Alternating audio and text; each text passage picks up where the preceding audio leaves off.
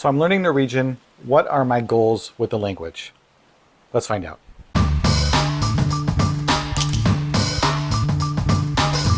Hallo alle sammen, jeg Mark. Velkommen til kanalen min. Welcome to my channel. It's great to have you here. Today I'm going to sort of wrap up this small segment of videos related to learning Norwegian. Today I'm just going to talk a little bit about my specific goals with Norsk, with Norwegian, and talk about how they fit into the Mass Immersion Approach, or MIA framework. It's a little bit different, and he's actually changing, Matt, the guy who did it, is changing the framework a little bit. So I'm sort of taking that into account. He's emphasizing a little more on reading it initially. Before we get into that, I just want to say, see, it's all good now. It's all good. I mean, there's a little bit of soreness, but barely any. So it's really interesting how, especially like gout-related joint inflammation, can flare up really painfully, and then like 2 days later, you're like, fine. But it's really painful when it's happening. Like I mentioned before, I'm going to talk more about that in another video. That's for another time. Today we're talking about Norwegian. Talking about my goals with Norwegian, first I want to talk about the levels that are in the MIA system, the Mass Immersion Approach system. And they sort of do it based on 5 main levels. At least that's the current method. Within MIA, there are 5 main levels. Level 1 is where you're building up a very basic foundation in the language. You're working on those frequency lists of vocabulary that I mentioned last time, getting down those first 2,000 words. You're mining sentences from comprehensible input, maybe 2,000 sentence cards you've mined, and you're kind of getting some initial grammar information as well. It gets you up to about a 70% level with understanding what's happening with the language. You're getting a lot of input, so your listening is improving a lot. So 70% probably sounds like a lot, but it's after 2,000 words, you understand at least 70% of everything that's being read or said around you. So a lot of it is about the input and about being able to decipher the phonetics of the language. And typically, the language that he uses as an example is Japanese. So within Japanese, it takes people about a year to get through this first level. Because Norwegian is an easier language than Japanese for English speakers to learn, the time frame is of course compressed for myself. Level 2, there's a lot of active immersion still happening. You're sort of working within building that domain of general speech. So you're able to talk about daily topics. You're building that ability to a higher level. You're starting to be able to read or consume some like light novels or manga, animation, comic books, things like that. Things that are meant for a general audience you can absorb. And you're getting to like the 70 to 80% comprehension level. Level 3, usually in the 3rd year for Japanese, this is usually when he recommends you can start to go abroad. If you go abroad too soon, it sort of circumvents your ability to pick up the language because you're forcing too much output initially, and you're going to make a lot of mistakes based on this system. So level 3, you can start going abroad. You can do more active outputting. You start writing, you start speaking, you can start working with conversation partners, and you start focusing on some target domains, like maybe a specific area of the language that you want to master, maybe related to your career or an area of interest, martial arts or web design for myself. You get to about 80-85% with the language. So you're functionally fluent, you're conversationally fluent, but you're not fluent in the language necessarily. Level 4 is similar, lots of input still. And language is really a part of your daily life at this point. And consumption sort of switches from being a lot of work to a lot more enjoyment. So you start enjoying the process of consuming content in the language a lot more, and you start to pinpoint the specific weaknesses you have within the language. You work with somebody who's maybe a very strict teacher, and they can help you pinpoint what those areas are and work with you on improving them. And that gets you up to about the 85 to 90% level. Level 5 is where it's kind of an endless level. You're just always working towards higher levels of fluency, but you're at such a level that you're really just fine-tuning and narrowing in. By now your pronunciation is near native level, your comprehension is near native level. So you really are just working on building out that sort of just the gaps present in what you're learning. So that's the 5 main levels that they have within MIA. Again, I'm fairly new to it, so I might be misrepresenting a little bit, but that's the gist of it, I'm pretty sure. If you're very familiar with MIA and you know that I'm completely wrong, you could just mention that in the comments below so everyone can know. Again, check out massimmersionapproach.com. They have it all listed out there, and all the information's on Matt's channel as well, which I will put in the card up at the top of the video. So as I mentioned, my approach with Norwegian is different than the typical MIA person's approach with Japanese, because a lot of them do Japanese or some Asian language. For me, my 1 year, it's instead of being a whole year, that first level, it's more of a half of year compression. Getting to that level by, I would say this year by December, if I follow my plan for immersion. But the second level is probably like the second half of that first year. So by this time next year, I will get to level 2. And then year 2, I've sort of allocated for all of level 3 to getting into level 4. So about a year from now, so I'll really start working more on output and start writing and speaking a lot more than I am now. Now it's a lot of input.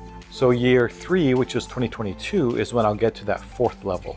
And that's really building out to that 90% of the language acquisition. With my schedule, my goals are as follows. I have 3 main sort of time-based goals with Norwegian.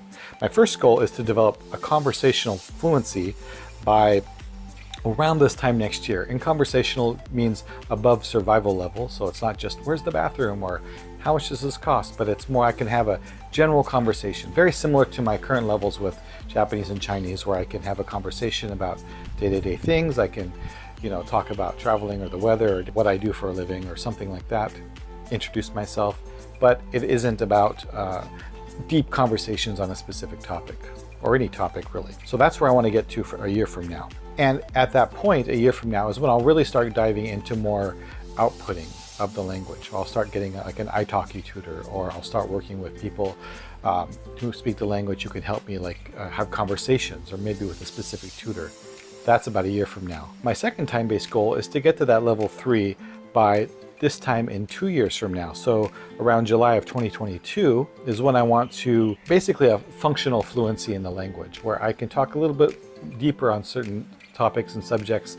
And that's about when Ruki and I are planning on visiting Norway, about 2 years from now, end of summer-ish, probably September. So the goal is to be able to speak on a daily level with the people I meet there.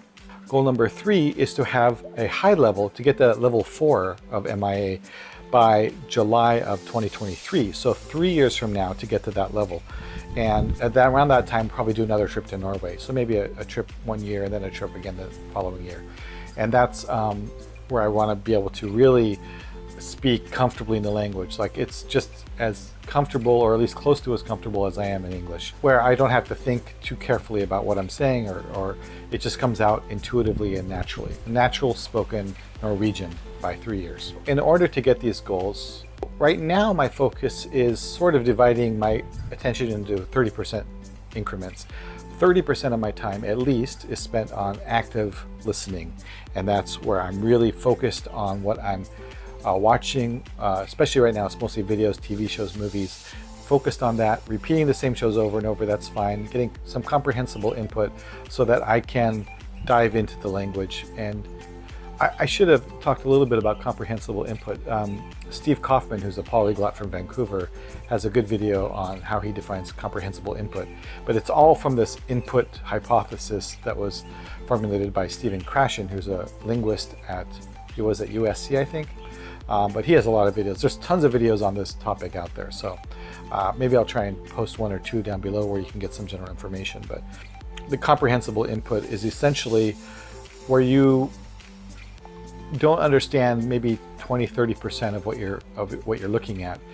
It's just hard enough where you get the gist of it. You understand the story of what's happening, but there's plenty of vocabulary that you don't understand. So you comprehend the story, but you don't understand the details, if that makes sense. So that's diving into it. And so TV and movies helps a lot with that.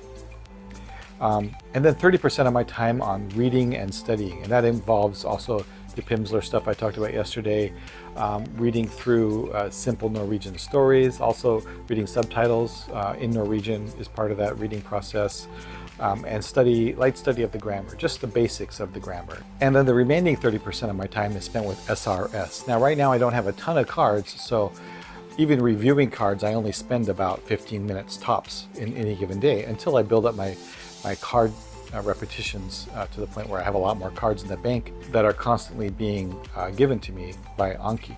So right now, that's my approach. 30% division between active listening, reading and studying, and SRS flashcard work. And that's pretty much how it's going to be for the next 6 months while I go through the sort of initial level 1 of the MIA process. Not that exciting, to be honest, but I am excited about recording sort of progress videos to see how I improve over time. I'm not that excited about watching them because it's going to be very cringy, but I am excited about seeing just how much I can improve over time. So that's very cool. Like I said, I think I have, let me check here. My 7-week video will be on July 22nd. 3 days from now, I'll record that video. And I'll try and speak as much as I can in Norwegian. If you're here because you saw that initial 16-day Spanish practice, my approach to learning Spanish was very different than my current approach to learning Norwegian. I was much more output-based back then, and I tried to speak as much as possible. And that's because at the time I was following much more closely with like Benny Lewis or a lot of the output-based language enthusiasts. In fact, I worked for Benny for about 3 or 4 months.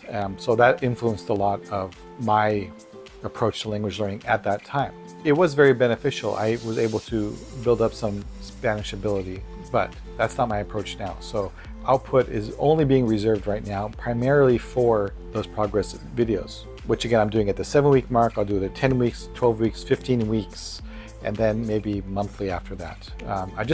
I know initially there's Steve Kaufmann talks about the hockey stick where it goes up really steeply in the beginning where you're trying to build this language and it's really difficult, and then it sort of tapers off where you have a long streak of like slow improvement. And so I know initially I'm going to be going through a lot of changes with Norwegian, and I want to make sure that I catalog and record those changes for posterity and just for self-reflection down the line. Anyway, that's it for this video. Thanks so much for listening. Tusen takk. I appreciate everything. Takk skal du ha. And if you have any questions, please put them in the comments below. Subscribe if you like. I really appreciate you watching the video. And I will see you guys tomorrow. Take care. Ha det bra.